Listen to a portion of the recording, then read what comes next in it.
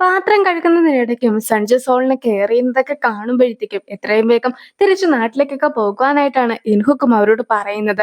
സണ്ണി വെള്ളത്തിലൊക്കെ കിടക്കുന്ന സമയത്ത് എങ്ങനെയാണ് തനിക്ക് സമാധാനമായിട്ട് നാട്ടിലേക്ക് പോകുവാനായിട്ട് സാധിക്കുക എന്നൊക്കെ ടൈസങ്ങും അവനോട് തിരിച്ചു ചോദിക്കുന്നുണ്ട്.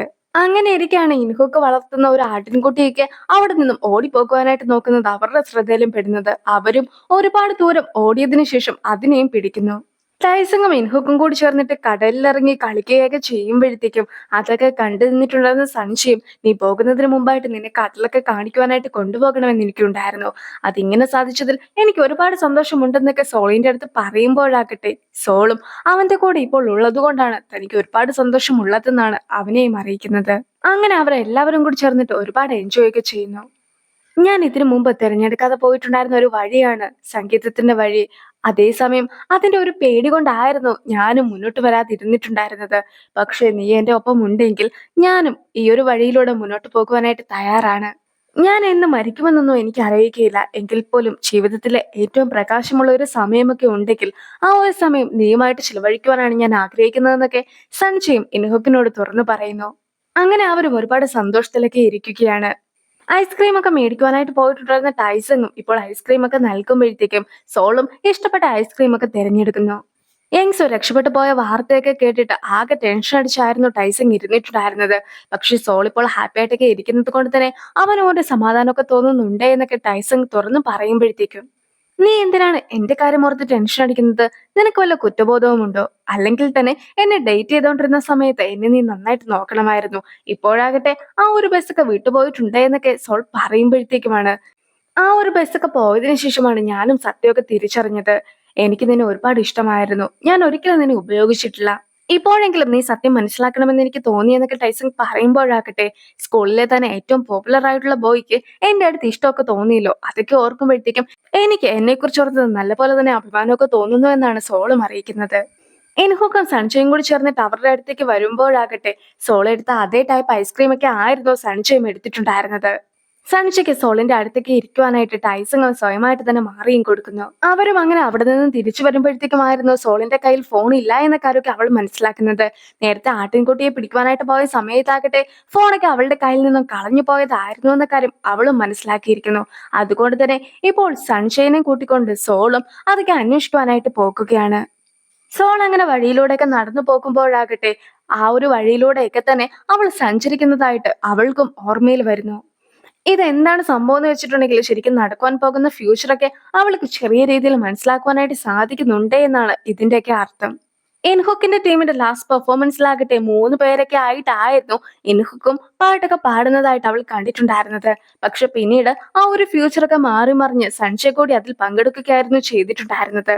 ഇപ്പോഴാകട്ടെ നടക്കുവാൻ പോകുന്ന ഒരു ഫ്യൂച്ചറിന്റെ ഭാഗമായിട്ടാണ് അവളും ഇതൊക്കെ കണ്ടുകൊണ്ടിരിക്കുന്നത്. സോളിനെ ഒരിടത്ത് നിർത്തിയതിനു ശേഷം സഞ്ജയും ഫോണൊക്കെ കണ്ടുപിടിക്കുവാനായിട്ട് ചെല്ലുന്നു.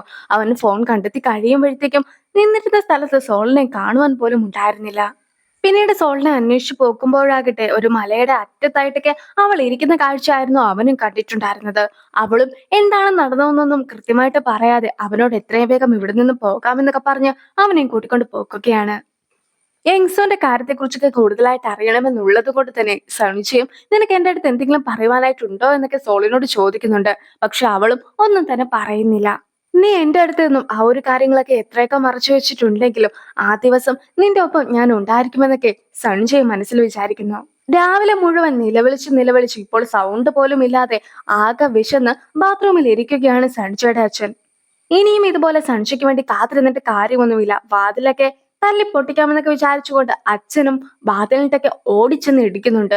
പക്ഷെ അച്ഛന്റെ കൈയൊക്കെ ഒടിയുന്നതല്ലാതെ ആ ചെയ്തത് കൊണ്ട് ഒരു ഗുണവും ഉണ്ടാകുന്നില്ല.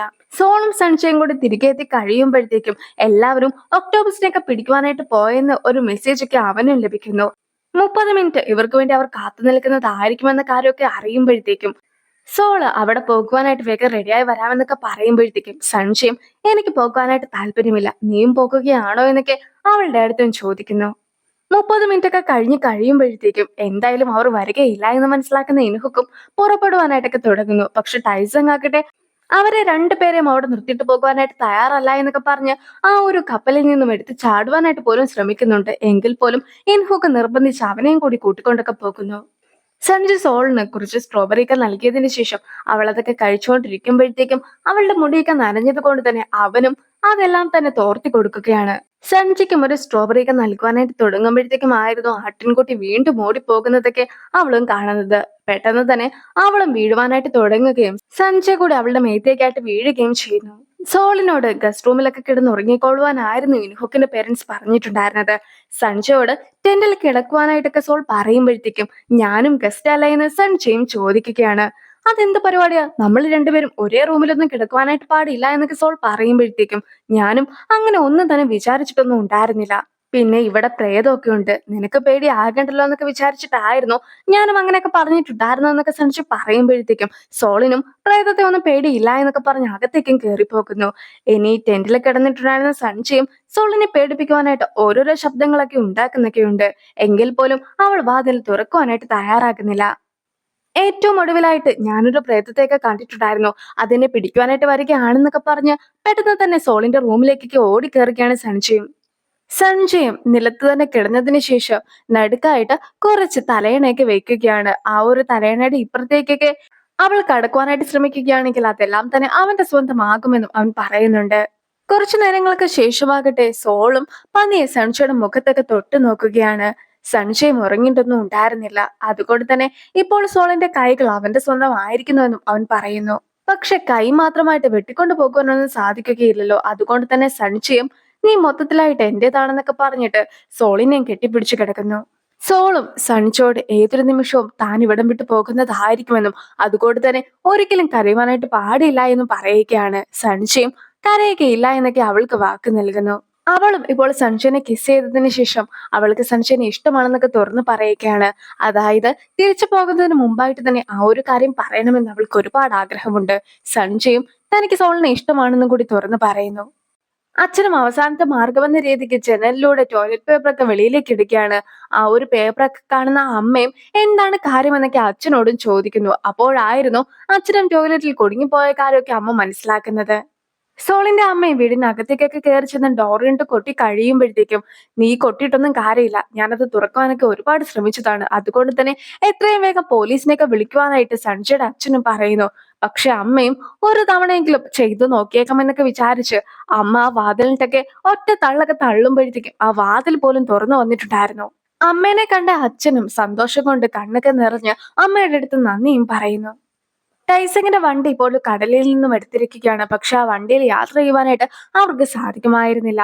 ടൈസങ്ങും സംഘവും അവിടെ നിന്നും യാത്രയും തിരിക്കുന്നു. ഉറങ്ങിക്കൊണ്ടിരുന്ന സോളിനെ സഞ്ജയ് വിളിച്ചെണീപ്പിച്ച് കഴിയുമ്പോഴത്തേക്കും സോളും ഞാനിപ്പോൾ എവിടെയാണുള്ളതെന്നൊക്കെ സംശയത്തോടു കൂടി തന്നെ ചോദിക്കുകയാണ്. സഞ്ജയനെ കണ്ട് ഞെട്ടുന്ന അവളാകട്ടെ പെട്ടെന്ന് തന്നെ ട്രെയിനിൽ നിന്നും ഇറങ്ങുവാനായിട്ട് ശ്രമിക്കുന്നു. ഇവിടെ എന്താണ് നടന്നതെന്നൊന്നും എനിക്ക് അറിയിക്കുക കൂടിയില്ല. അതുകൊണ്ട് തന്നെ ഞാൻ ഒറ്റയ്ക്ക് തിരികെ വന്നോളാം എന്നൊക്കെ പറഞ്ഞ് സോളും പെട്ടെന്ന് തന്നെ വണ്ടിയിൽ നിന്നും ഇറങ്ങി പോകുമ്പോഴത്തേക്കും സോളും ഇതിനു മുമ്പ് തന്നെ അറിയത്തില്ലാത്ത രീതിയിലൊക്കെ പെരുമാറിയതിനെ കുറിച്ച് കൂടി സഞ്ജു മനസ്സിലാക്കുകയാണ്. അതുകൊണ്ട് തന്നെ പഴയ സോൾ തിരിച്ചു വന്നു എന്നാണ് അവൻ വിചാരിക്കുന്നത്. സോളും സൺജോയോട് കരയരുതെന്നൊക്കെ പറഞ്ഞിട്ടുണ്ടായിരുന്നെങ്കിൽ പോലും സൺജോയുടെയും കണ്ണുകളൊക്കെ നിറഞ്ഞൊഴുകുന്നുണ്ടായിരുന്നു. ഇതിനു മുമ്പ് ഫോണൊക്കെ അന്വേഷിക്കുവാനായിട്ട് സോൾ പോയിട്ടുണ്ടായിരുന്നല്ലോ. അങ്ങനെ പോയ സമയത്താകട്ടെ ഫ്യൂച്ചറിൽ നടക്കുവാൻ പോകുന്ന കാര്യമെന്ന രീതിക്ക് സോളും കുറച്ച് കാര്യങ്ങളൊക്കെ കണ്ടിട്ടുണ്ടായിരുന്നു. അതായത് നേരത്തെ സോൾ നിന്നിട്ടുണ്ടായിരുന്ന ആ ഒരു മലയുടെ മുകളിലൊക്കെ ആയിട്ട് സോൾ നിൽക്കുമ്പോഴത്തേക്കും അവിടേക്ക് യങ്സ് സോളിനെ അറ്റാക്ക് ചെയ്യുവാനായിട്ട് വരുന്നതും അതുപോലെ തന്നെ ആ ഒരു കാഴ്ചയൊക്കെ കണ്ടിട്ട് സൺജു അവളെ രക്ഷിക്കുവാനായിട്ട് എത്തുന്നതുമായിരുന്നു അത്. ഫ്യൂച്ചറൊക്കെ മാറിയിട്ടുണ്ടെന്ന് മനസ്സിലാക്കുന്ന അവളും അതൊക്കെ പേടിച്ചിട്ടായിരുന്നു സഞ്ജയനെ പറഞ്ഞയക്കുകയും അവിടെ തന്നെ നിൽക്കാമെന്നൊക്കെ സോൾ തീരുമാനിക്കുകയും ചെയ്തിട്ടുണ്ടായിരുന്നത്. അതായത് നേരത്തെ രീതിയിലാണെങ്കിൽ ഒരു ബിൽഡിങ്ങിന്റെ ഒക്കെ മുകളിൽ വെച്ചാണല്ലോ സോളിനെ അറ്റാക്ക് ചെയ്യുവാനായിട്ട് യങ്സ് ശ്രമിച്ചിട്ടുണ്ടായിരുന്നത്. പക്ഷെ ഇപ്പോഴാകട്ടെ ഫ്യൂച്ചർ മൊത്തത്തിൽ മാറി മറിഞ്ഞിട്ട് ഇപ്പോൾ സോൾ നിൽക്കുന്ന സ്ഥലത്ത് തന്നെയാണ് സോളിനെ അറ്റാക്ക് ചെയ്യുവാനായിട്ട് യങ്സു എത്തുന്നത്. ഇത്തവണയെങ്കിലും ഈ ഒരു കാര്യത്തിൽ സഞ്ജയ് ഇടപെടരുത് എന്നും അതുപോലെ തന്നെ തന്റെ വിധി താൻ തന്നെ മാറ്റുമെന്ന ഒരു വിശ്വാസത്തിലുമാണ് സോൾ നിൽക്കുന്നത്. അങ്ങനെ ഇരിക്കെ സൺഷൈൻ ടീമും ഒരു ട്രെയിനിലൊക്കെ പോയിക്കൊണ്ടിരിക്കുന്ന സമയത്ത് സോൾ അതായിരുന്നു നോക്കിക്കൊണ്ടിരുന്നതെങ്കിൽ പോലും അതേ സ്റ്റേഷനിൽ മറ്റൊരു ട്രെയിൻ കൂടി എത്തുകയാണ്. ആ ഒരു ട്രെയിനിൽ നിന്നും ഇറങ്ങിയിട്ടുണ്ടായിരുന്നത് യങ്സു ആയിരുന്നു. അങ്ങനെ ആ ഒരു സീനോട് കൂടിയാണ് ഈ ഒരു എപ്പിസോഡ് അവസാനിക്കുന്നത്. അടുത്തൊരു വീഡിയോ ആയിട്ട് ഇത്രയും വേഗം കാണാം. ബൈ.